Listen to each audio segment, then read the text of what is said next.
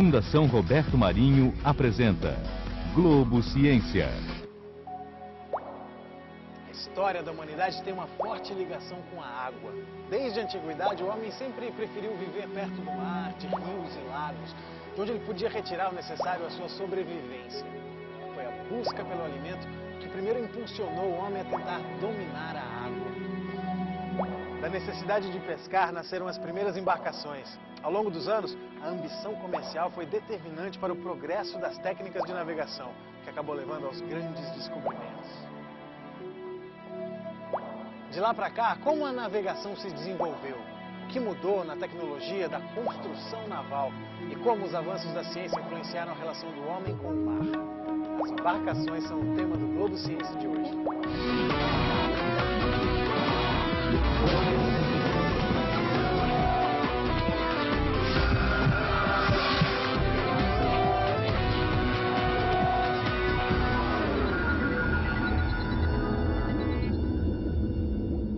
Quem nunca ficou fascinado diante do mar? Para conquistá-lo, o homem desenvolveu ao longo do tempo a ciência da construção naval. Mas se você acha que são só os engenheiros que dominam essa técnica, você está muito enganado. Essa é a oficina do professor Charles Watson. Ele nasceu na Escócia, mas já mora aqui no Brasil há quase 30 anos. Um apaixonado pelo mar, ele encontrou na construção de barcos seu passatempo preferido. É isso que a gente vai descobrir agora, como se constrói um barco. Construir um barco não é uma economia, entendeu? Não é mais barato, é mais caro construir um barco sozinho do que é comprar. Mas você dosa o gasto, né? Então, você precisa, sabe, você vai, quando não tem dinheiro, você para, né? Quais são as maiores dificuldades para se construir um barco? Tem um processo chamado lofting. Lofting é transformar uma tabela de números em curvas. Lofting é quando o arquiteto naval que concebeu o desenho e que segue as instruções de quem está, porque foi um barco totalmente personalizado, ele manda uma tabela de números e você tem que fazer disso um desenho em escala 1:1.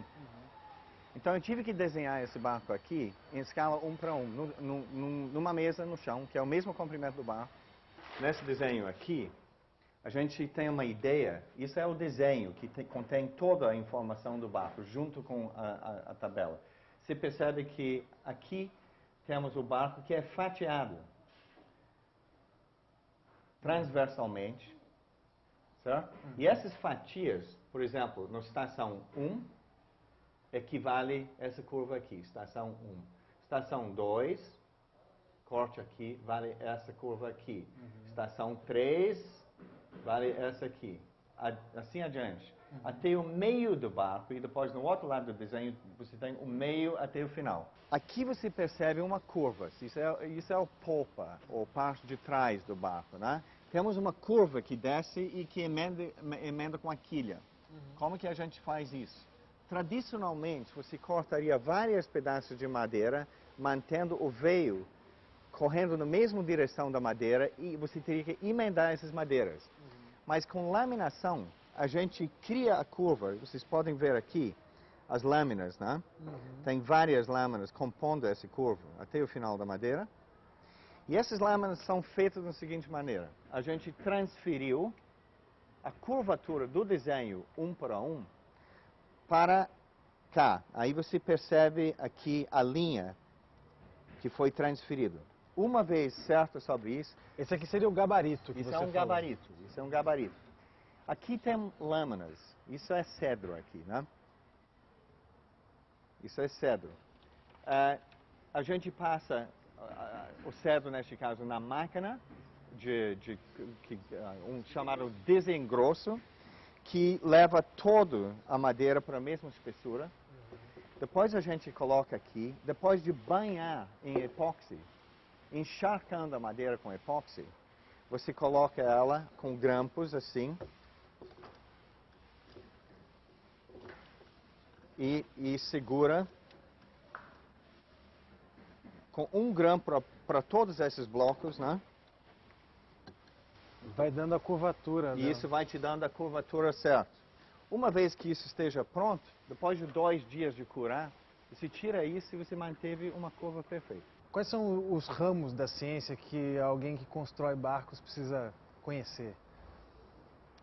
Na verdade, grande parte dessa ciência, entre aspas, é uma ciência empírica de como fazer as coisas para que eles sobrevivem bem, que quando bate sol direto aqui, que a madeira não racha, então a gente coloca embaixo inserções de madeira lateral para impedir isso.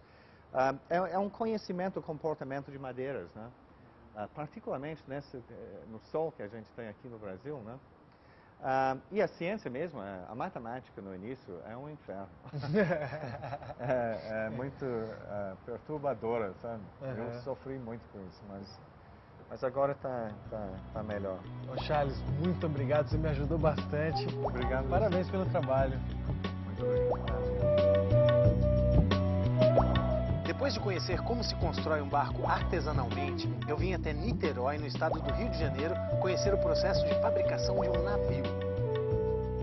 Esse é o Paulo Conte, ele é o diretor desse estaleiro. Paulo, que tipo de navios são produzidos aqui? Aqui são produzidos navios de apoio a plataformas de exploração de petróleo. São embarcações pequenas, de em torno de 80 metros de comprimento, em que a função básica são levar produtos e materiais de terra para as diversas plataformas. É aqui que tudo começa, Paulo?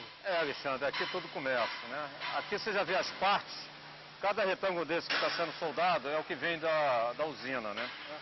E aqui elas são colocadas umas ao lado da outra, soldadas, e vai tendo essa forma que está aqui.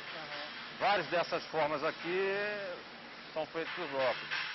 Essas chapas vocês já recebem cortadas, já do jeito que ela está... Já. Aquela etapa que nós vimos lá no computador, tem uma parte dos desenhos que são tirados daquele programa, que são cortadas, como estão aqui, e nós recebemos elas já cortadas, e aqui elas só são unidas e soldadas.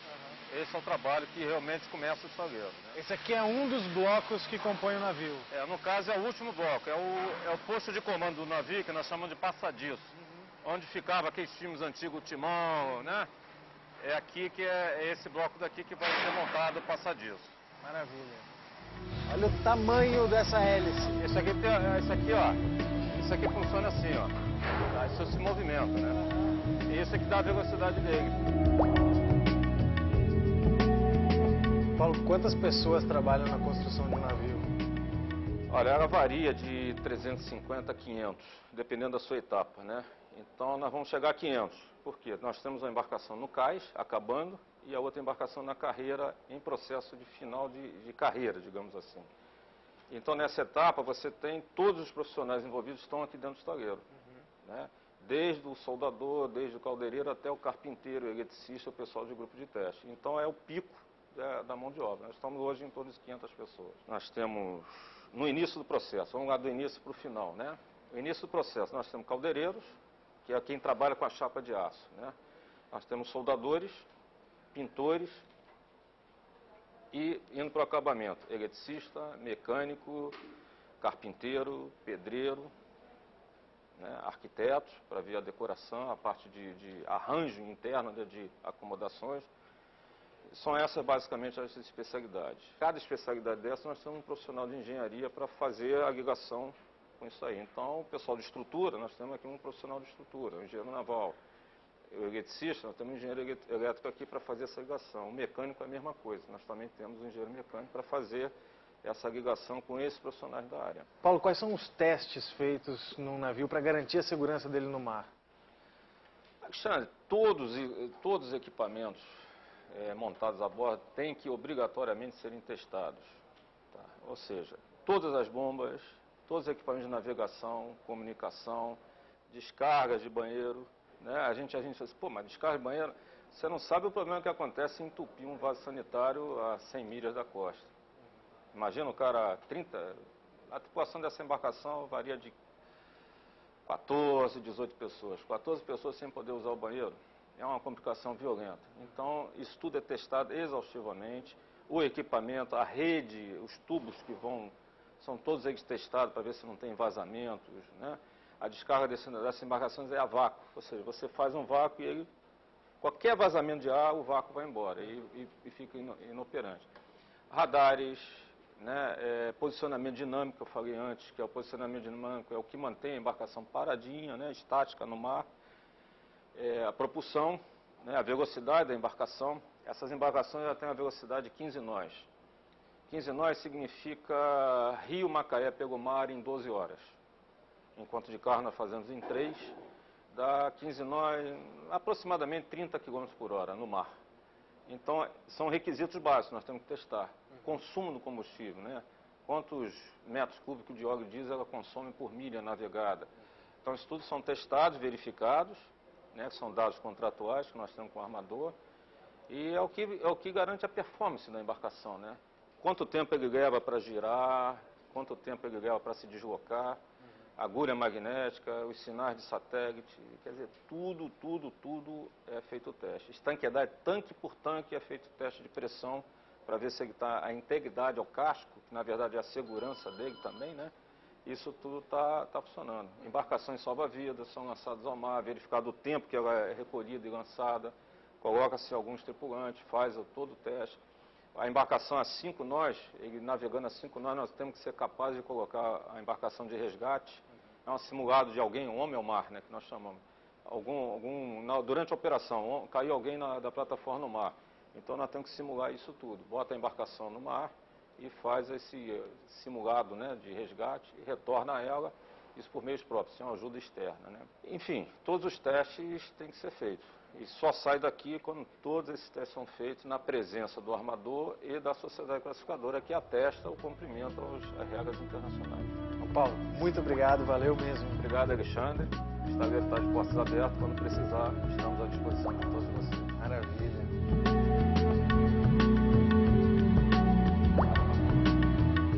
Daqui a pouco a gente vai saber mais sobre a ciência da navegação. Vamos conhecer um gigante dos mares. É depois do intervalo, não sai daí.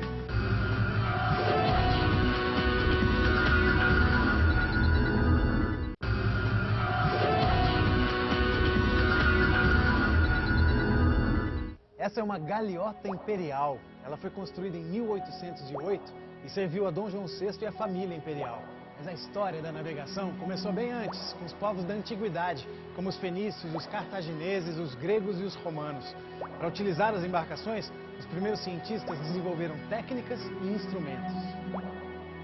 Graças a eles, hoje nós conhecemos os pontos cardeais, a rosa dos ventos, as cartas de navegação. Na Idade Média, o aumento do comércio entre os povos levou a uma nova etapa de desenvolvimento. Foi nessa época que surgiram a bússola, inventada pelos chineses, e o sextante, um instrumento de observação dos astros utilizado pelo navegador italiano Américo Vespúcio na tentativa de chegar às Índias. A Revolução Industrial, no século XVIII, fez surgir os motores a vapor. No século XX, o rápido desenvolvimento científico e tecnológico provocou uma revolução nas técnicas de navegação. Surgiram o radar e os sistemas de navegação via satélite. O mais moderno e preciso sistema de navegação entrou em operação em dezembro de 1993, o Sistema de Posicionamento Global, conhecido pela sigla em inglês GPS.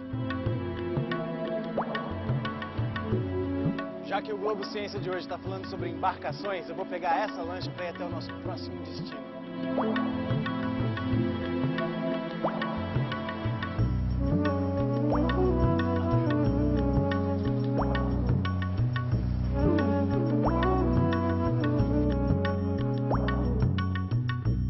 Nós vamos conhecer um gigante dos mares, aquele ali, ó.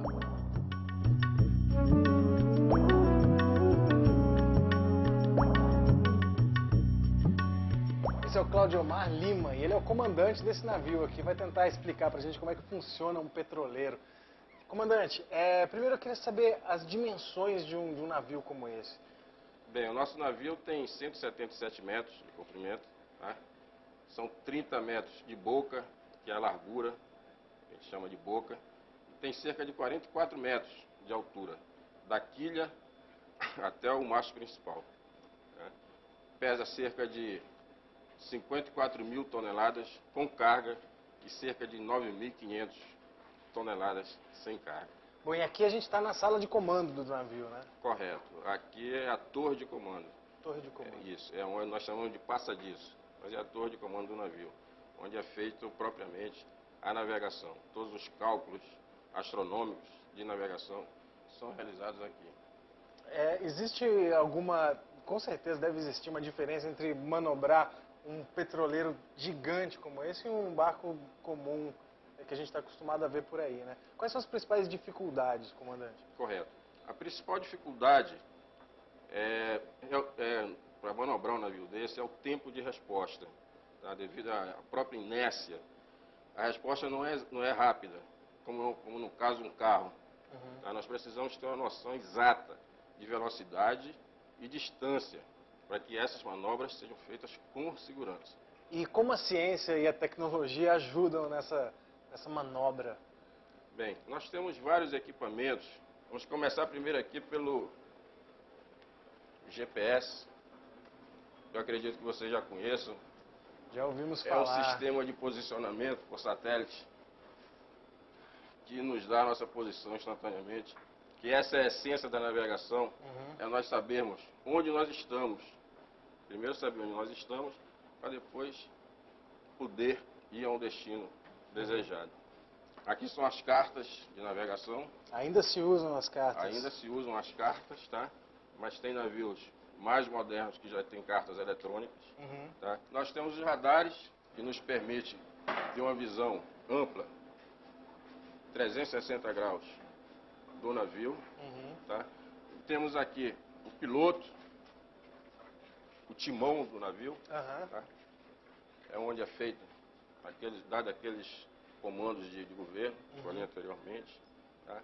Aqui, na enxergada em porto, fica um homem, ele é operado manualmente. Quando sai do porto, em alto mar, programa-se um rumo desejado a seguir e pode colocar no automático que ele segue, sem necessidade de estar um timoneiro aqui operando. Nós movimentamos o motor principal dele aqui por cima, nós chamamos um comando para cá, para o passadiço, e independente de ter gente ou não lá embaixo, o navio opera por aqui. A máquina, o motor é partido e manobrado aqui pelo passadiço. Um navio como esse pode atracar num porto? Olha, o certo é que navios petroleiros atracam em terminais oceânicos, terminais afastados dos centros urbanos, devido justamente ao tipo de navio, aos riscos que ele proporciona. Pessoal da tripulação e pessoal de terra também. Comandante, o que são os tanques de lastro? Bem, os tanques de lastro têm algumas finalidades. Uma delas é o controle, a prevenção da poluição. Esses tanques servem também como se fossem umas anteparas. Eles evitem, em caso de acidente, o navio bater em algum objeto, em alguma estrutura e fizer alguma fenda no costado, o produto, a carga que estão nos tanques de carga não irem para o mar. Tá? Vai a água que está nesses tanques de lastro. Os tanques de lastro ficam na lateral nas toda? Laterais. Ficam como se estivessem cercando o navio, os tanques de lastro. Todos os tanques de lastro. E também serve para melhorar a estabilidade do navio. Eles são cheios e esvaziados de acordo com a necessidade para melhorar a estabilidade do navio. Quando o navio descarrega o produto, a carga, nós carregamos os tanques de lastro para ver esse equilíbrio de estabilidade. E quando carrega, nós tiramos, porque aí a carga já faz essa estabilidade. Quantos petroleiros o Brasil possui? Olha, o Brasil próprio possui cerca de 50 navios petroleiros. E que áreas da ciência um comandante de navio precisa conhecer? Bem, o comandante precisa ter conhecimento, primeiro, de ciências humanas. O comandante também é um gerente. Ele precisa saber gerenciar pessoas. E tem também as que são mais ligadas à sua função, propriamente dita. O comandante precisa saber de matemática, o comandante precisa saber de astronomia, o comandante precisa saber de meteorologia, oceanografia, física, uma série de conhecimentos que vão fazer com que o comandante tenha sempre, pelo menos, tente tomar decisões corretas. Como é que pode um navio desse tamanho flutuar? Vamos descobrir?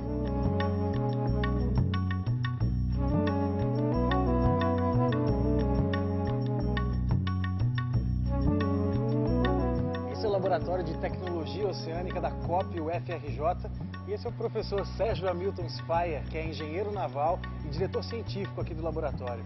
Sérgio, primeira coisa, o que a engenharia naval estuda? fundamentalmente a gente está voltado para a construção naval e no Brasil a gente tem hoje a engenharia naval muito voltada para a exploração de petróleo. Aqui, por exemplo, a gente trabalha com construção naval, transporte marítimos, máquinas, hidrodinâmica e estruturas. Isso, em geral, é o que você vê, são as grandes divisões. O que faz um navio, que muitas vezes é imenso, uma montanha de ferro e outros materiais, flutuar? Quando eu estou olhando esse monte de água aqui, não é? Aí eu pergunto, como é que uma parte da água ali está aqui e não afunda? Por quê? Porque o resto da água segura aquela quantidade de água. Ok? Aí eu vou lá e coloco um navio. O resto da água não sabe que aquilo é um navio, acha que ainda tem água e continua fazendo sobre o navio a mesma força que fazia sobre aquela água. E isso tem a ver com o princípio de Arquimedes? É exatamente o princípio de Arquimedes, né? O que Arquimedes percebeu? Arquimedes, entrando numa banheira, ele percebeu que ele deslocava o volume de água igual ao volume do corpo dele. E aí vem o princípio, quer dizer, se eu desloquei esse volume de água, o que eu vou sentir de força é a força que o resto da água fazia nesse volume de água. Então, coloquei aqui, ele deslocou esse volume de água até uma determinada marca aqui que a gente poderia tirar, poderíamos calcular então o volume deslocado e a gente vai verificar que o peso da água deslocada é igual ao peso desse corpo. Agora, uma outra forma mais simples da gente observar isso, eu vou colocar esse peso aqui dentro, vamos medir o peso aqui, quer dizer, não é medir o peso exatamente, mas vamos deixar que ela mostre aqui o deslocamento que eu tenho, né? Um certo peso, está acusando. À medida que eu colocar na água, eu começo a ter um empuxo e eu vou observando que a balança vai sendo aliviada, até que, quando eu chegasse a essa situação, ela seria totalmente aliviada. Empuxo é a força que a água, o líquido, né, externo ao corpo, faz sobre o corpo. Quer dizer, e que é igual ao peso do volume de água que você deslocou. E qual outra demonstração que a gente pode fazer aqui? Não, aqui, então, ele está aqui. E, por exemplo, qual o efeito, aqui eu só estou mostrando basicamente peso e empuxo. Qual é o efeito que pode ocorrer se eu deslocar um peso desses aqui na vertical? Quer dizer, num navio, se eu subir muito a distribuição de carga nele, o que pode ocorrer? Então, você observa que, nesse caso aqui, ele inclina e não consegue recuperar a posição de equilíbrio estático. Ele fica numa nova posição, aquela inicial ele não consegue recuperar. Se eu levantar mais o peso, você já viu o que vai ocorrer, né? Já era o nosso naviozinho. E pronto, emborcou. Quer dizer, essa é uma questão que a gente pode mostrar. E quando a gente vai para essa outra, aqui já é totalmente diferente desse, a forma que ele tem, o que faz com que ele seja muito mais estável. Você vê que eu tenho um peso aqui em cima, né? E eu movo e ele simplesmente recupera a posição de equilíbrio. E o que dá essa estabilidade para esse modelo? Observa, vamos tentar olhar só do ponto de vista estático, porque para a gente não entrar com a parte da dinâmica com o movimento. O que ocorre aqui? Eu tenho o centro de gravidade, eu levantei o centro de gravidade, porém a forma do corpo dentro d'água, na hora que eu desloco, há uma modificação.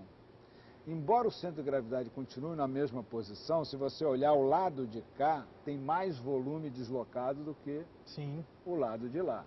Isso faz com que o centro de empuxo, o centro de aplicação da força de impulsos, tenha se deslocado para a direita. Então, o peso apontando para baixo, digamos, e o empuxo para cima, formam o que a gente chama de um momento restaurador, e ele tenta retornar. Eu acho que aqui dá para a gente ter uma ideia melhor de como o navio flutua, né, Sérgio? Aqui está em equilíbrio. Aí eu resolvo afundar um pouco mais. você vai ver que eu tenho que fazer força. Para aqui não, eu não faço força nenhuma, ele já está equilibrado. Na hora que eu for afundar, eu tenho que fazer força. Na hora que eu soltar, ele volta. Quer dizer, na hora que eu, além do peso, eu coloquei uma força, eu consegui descer, mas eu aumentei o empuxo, porque eu desloquei mais água. Tirei a minha mão, o peso perdeu para o empuxo. E aí o empuxo diz, volte, vai para o seu lugar, até que empuxo e peso se equilibrem. O extenso litoral brasileiro e a grande quantidade de rios oferecem um potencial enorme para a utilização econômica do transporte marítimo e fluvial. Todo ano, cerca de 350 mil toneladas de produtos são transportados por embarcações no país, cerca de 12% de todo o transporte de cargas do Brasil. Você sabia que o Brasil é considerado o país com a maior variedade de embarcações do mundo? Uma costa marítima de 8.000 quilômetros e os inúmeros rios navegáveis favorecem o surgimento de diferentes tipos de embarcações que precisam ser adaptadas às condições de cada local. Afinal de contas, como disse o poeta Fernando Pessoa, navegar é preciso. Até a próxima!